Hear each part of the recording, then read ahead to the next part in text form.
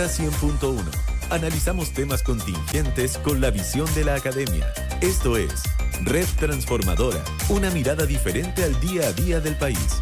Presentado por Santo Tomás, la red transformadora de Chile, comprometidos con los desafíos y el desarrollo de nuestro país. Temazo el que vamos a abordar esta tarde. Vamos a hablar de cómo influyó el voto obligatorio en las primeras elecciones presidenciales desde que tenemos voto obligatorio, pero además con inscripción automática. Vamos a conversar con Felipe Garrido Vera, jefe de la carrera de Trabajo Social de la Universidad Santo Tomás de Los Ángeles. ¿Cómo estás, Felipe? Bienvenido. Buenas tardes. Hola, bien, muchas gracias. Felipe, parto preguntándote, a propósito de esto, ¿qué lectura haces del aumento de la participación o de la participación en la elección presidencial, considerando, digamos, este nuevo escenario, ¿no? Inscripción automática y voto obligatorio para una presidencial y parlamentaria? Primero, yo creo que el escenario es como bien de harta incertidumbre. Esa es como mi lectura, mi primera lectura, porque lo primero que nos indica es que hay un gran porcentaje de la población, o sea, pasamos de 7, 8 millones aproximadamente en la última elección, en la segunda vuelta del actual presidente, a tener actualmente casi 7 millones más. Entonces eso te implica que hay 7 millones de eventuales votantes que tú no sabes, o que nosotros, o que yo, mi lectura es que no sabíamos dónde ubicarlos o de qué forma podíamos generar, ¿cierto?, algún tipo de lectura sobre aquello. Y lo otro es que tradicionalmente, o desde el punto de vista académico, cuando se incorpora o se obliga a los votantes, hay un comportamiento que no es el más idóneo del punto de vista de cómo votan estos votantes, valga la redundancia, que tiene que ver con que puede haber alto porcentaje de votos nulos y de votos blancos, ¿ya? Principalmente por el descontento de la obligación.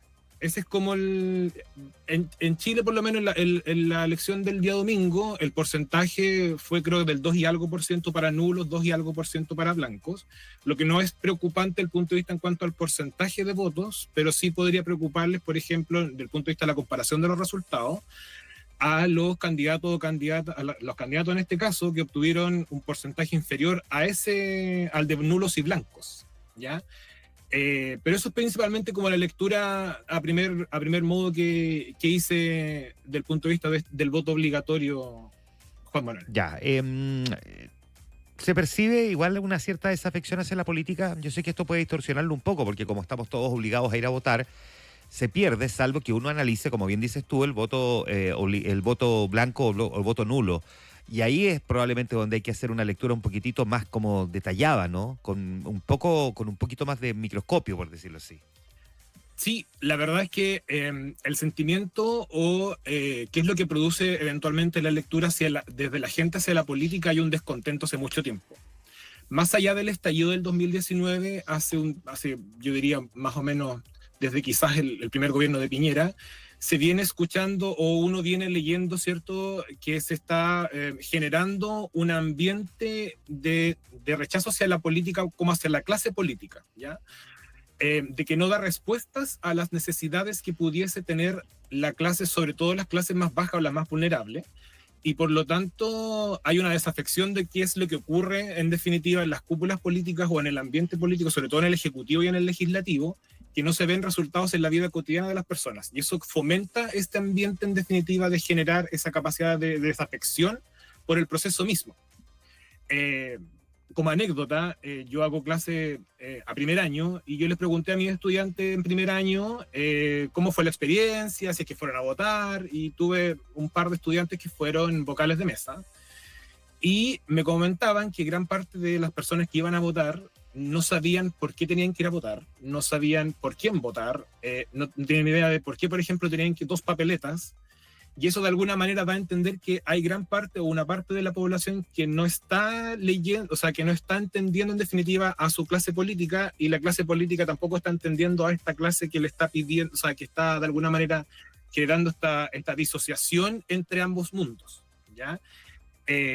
Eso podría ser como quizás una lectura un poco más fina de aquello, y también tiene que ver con que hay una necesidad o una falta de preparación de la población en general sobre los procesos democráticos, sobre el sistema electoral chileno, ¿ya? Se entiende que el CERVEL cumple un rol fundamental y eso yo creo que estamos transversalmente de acuerdo que o sea, dar resultados en 3 horas del cierre de las mesas es algo que quizás otros países envidian y sueñan. Pero el trabajo de hacer la bajada, por ejemplo, de por qué hay que elegir un parlamento, por qué hay que elegir el ejecutivo, por qué hay que hacer, en definitiva, por qué hay que ir a votar y por qué la necesidad de sentirse representado con el voto, eso es quizás lo que no se ha hecho todavía. Y eso quizás hay un trabajo que se podría hacer eventualmente desde el colegio en adelante y también, por ejemplo, del punto de vista de cómo los candidatos se presentan en este ámbito de, en definitiva, entregar la información de por qué es necesario que se vote por ellos. Claro, la pregunta es si existe esa voluntad de la clase política realmente para poder educar a la población. Y eso aquí abre una cantidad de suspicacia que yo creo que está casi el equivalente de que nos pusieron un chip con las vacunas del COVID. O sea, podemos encontrarnos con los distintos tipos de teorías. Sí, el sesgo también y todo lo que podría implicar, ¿cierto? Como la enseñanza de este tipo de instancias democráticas. Claro, y eso en sí mismo también abre otra puerta de discusión. ¿Es posible caracterizar al nuevo electorado que se incorporó ahora y mirar qué lo diferencia del votante habitual? Digo, teníamos teorías antes, pero ya tenemos resultados. Yo sé que todavía no tenemos los resultados, digamos, como para poder analizarlos en el detalle, pero ¿hay algo que uno pueda empezar a concluir al menos con la presidencial o la parlamentaria? Sí, yo diría que desde el punto de vista de los candidatos, en definitiva, o de los lugares que ocuparon los candidatos, sin duda, en definitiva, y lo que aparentemente para gran parte fue lo de Parisi, la cantidad de votos el porcentaje de votos que obtuvo Parisi es también de alguna manera cierto esta omisión de cómo o de por qué vota esa gran parte de la población y probablemente ahí existan algunas respuestas. De cómo se informan, por ejemplo, de qué es lo que es relevante para este electorado que entra en definitiva de forma obligada y también, y aunque suene quizás un poco, no sé qué también suene, pero hay mucha gente que vota o que fue a votar con rabia o con descontento. Y eso muchas veces, desde el punto de vista de los móviles para el voto, son importantes, porque la mayor parte o gran parte de nosotros, de los seres humanos, ¿cierto?, votamos o en definitiva hacemos acciones por los sentimientos que nos producen y cómo lidiamos con ese tipo de sentimientos. Entonces, si yo voy a votar enojado, probablemente voy a tratar de hacer el mayor daño posible y demostrar mi enojo lo mayormente posible dentro del voto. Entonces, voy a votar por el más disruptor, voy a votar por el más outsider, o voy a anular, o voy a votar en blanco, o voy a escribir un mensaje. La idea, en definitiva, de esta situación es que vamos a ir generando, tratar de liberar el sentimiento que nos produce, o sea, la emoción que nos embarga en esa situación. Ya, y si tú miras este resultado, esta elección propiamente tal, dirías que el voto obligatorio por sí solo fortalece la democracia o puede terminar siendo solo una solución más bien superficial. He escuchado harto en estos últimos meses este debate. Yo diría que es una respuesta bien compleja, porque en definitiva, como dicen los abogados, el espíritu de la ley de generar, de obligar nuevamente a usar el voto de inscripción automática y voto obligatorio, es en pos de robustecer la democracia y la toma de decisiones. Ese es como el espíritu, ¿cierto?, de la obligatoriedad.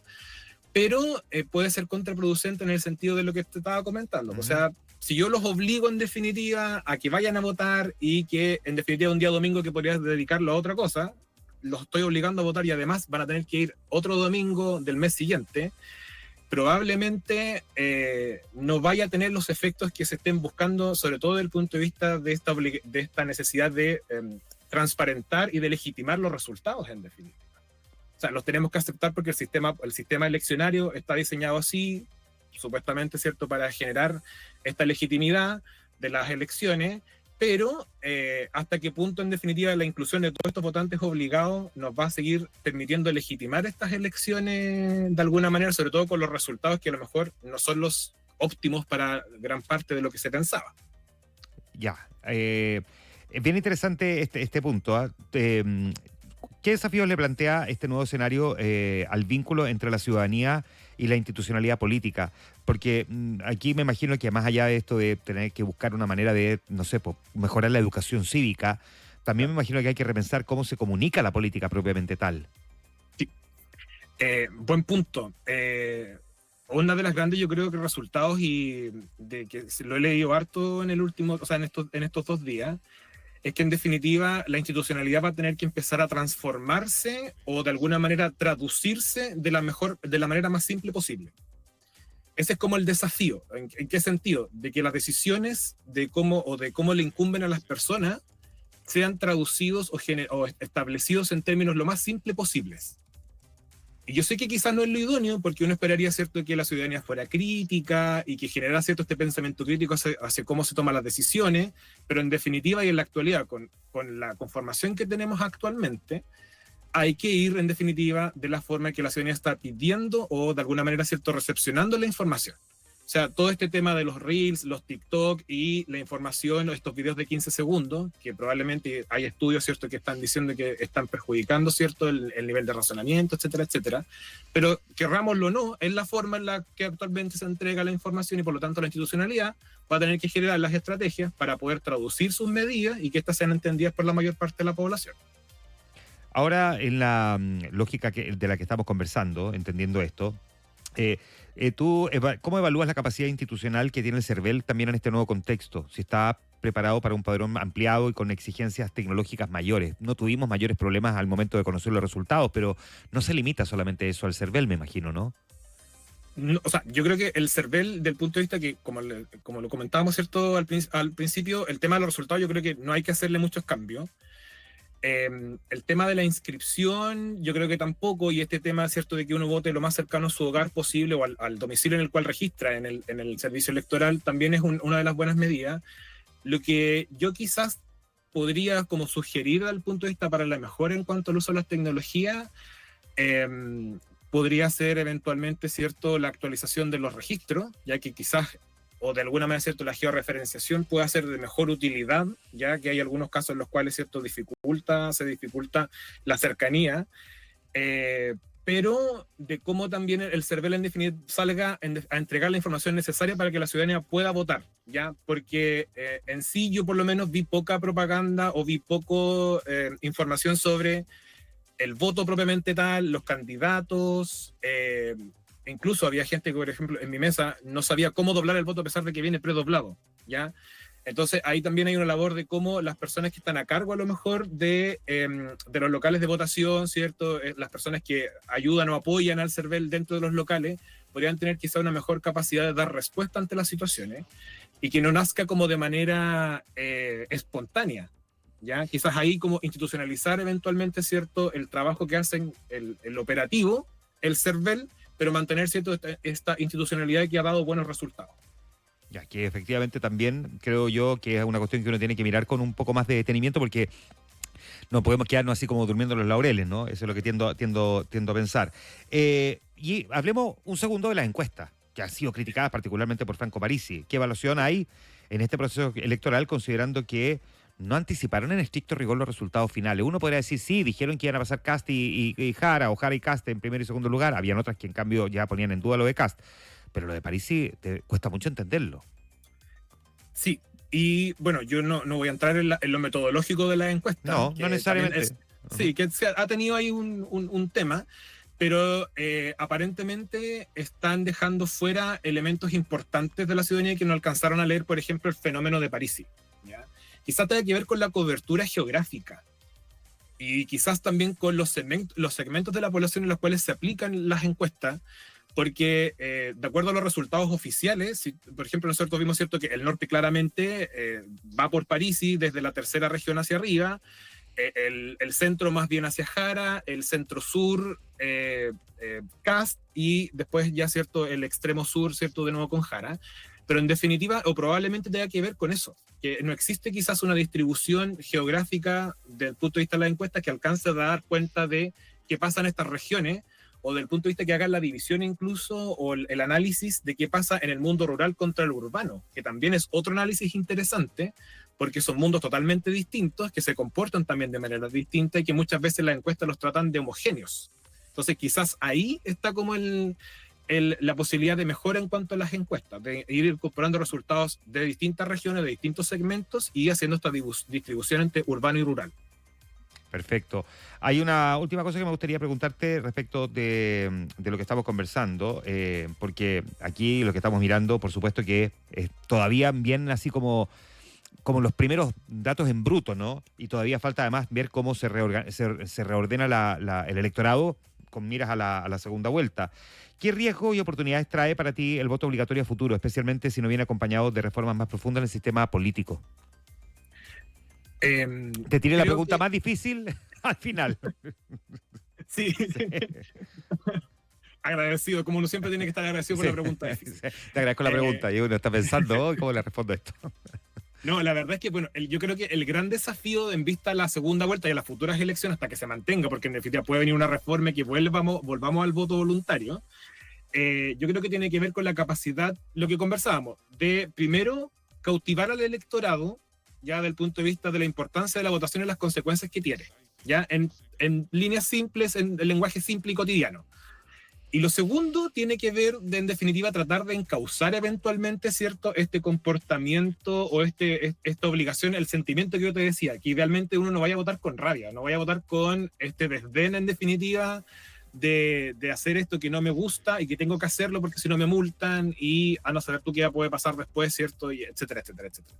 Entonces, quizás yo creo que el desafío es reorientar el sentido del voto y de la elección, ¿ya?, que claramente no es un trabajo que se pueda hacer en 28 días, pero que sí se puede ir trabajando en definitiva, destacando la importancia que tiene, las consecuencias que produce, de por qué es necesario también tener la opinión de todos y todas, porque si no, en definitiva, si siempre son los mismos que votan, al final de cuentas es como, pero yo ni voté, pero al final tengo que aceptarlo igual. Entonces, por último, sentirme involucrado. Eso es como el propósito.